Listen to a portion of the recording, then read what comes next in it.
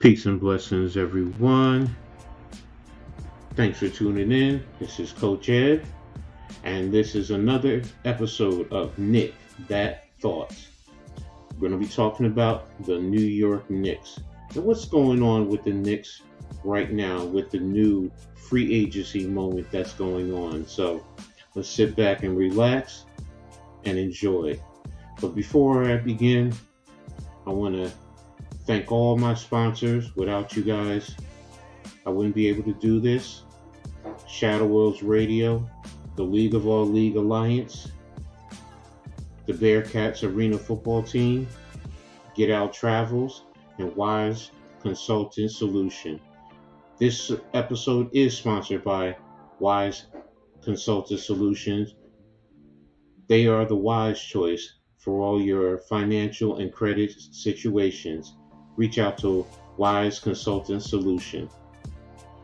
To you, everyone watching, thank you.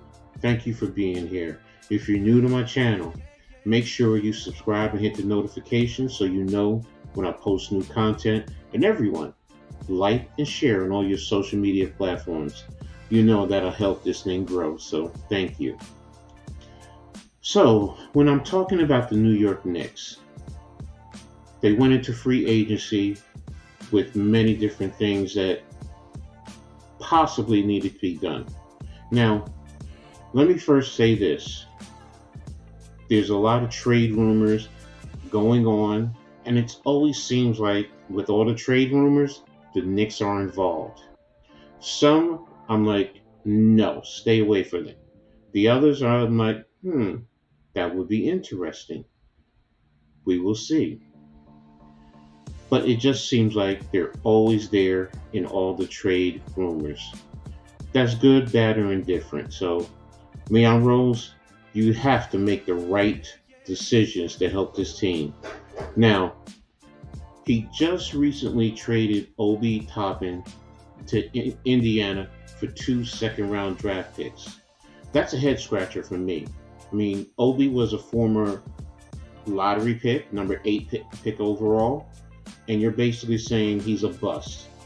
Now, since Tibbs has been here, to be brutally honest, Tibbs hasn't, in my view, hasn't given him a completely fair shake. But on the flip side, it's kind of hard to do that when you have Julius Randle in front of him. Now, when Obi was drafted, many of us thought Julius is on his way out the door. But Julius stepped up his game and had a great season. So it kind of kept Obi in the back burner. But I see some talent that is there. Now, he hasn't developed.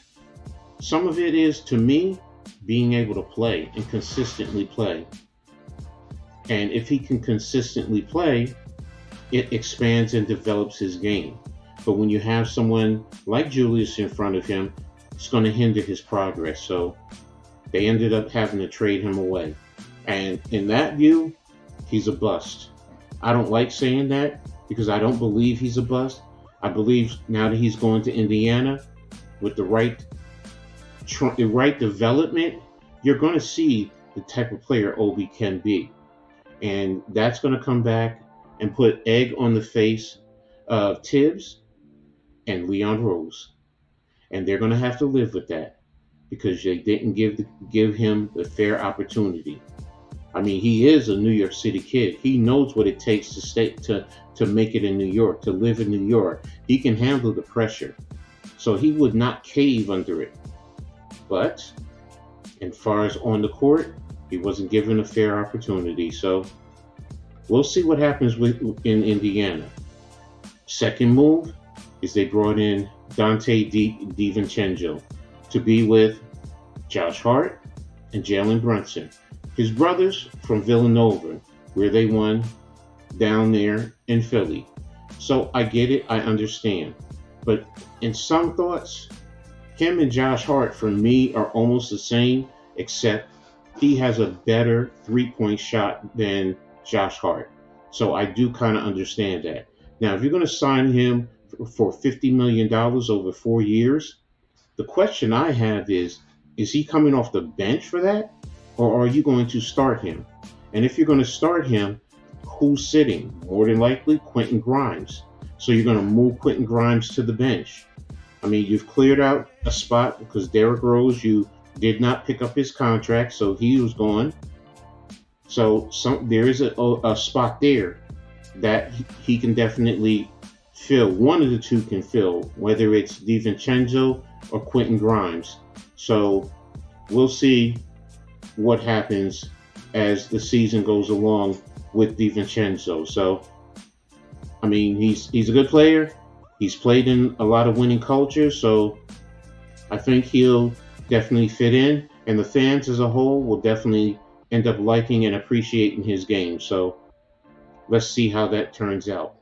The last thing I just want to talk about is now that you traded Obi, who's going to be your backup for? Because now, who's going to come in and spell Julius? Are you going to go with Jericho Sims? Are you going to go with Hartenstein? Are you going to play them in combination? Who is it going to be? Quentin Grimes? Are you going to go with a smaller lineup with your reserves? Are there players out there that you're targeting? I'm definitely going to be watching that to see what's going on as far as who's going to fill the number 4 spot. So there you have it. That's my Knick That Thought for today. I'd like to hear what you guys have to say. Make sure you leave a comment. Let me know. Hey, coach, you're way off base. I agree with you. How about this? How about that? So until then, you know what I like to say. In sports, make sure you turn it on and turn it up. Peace.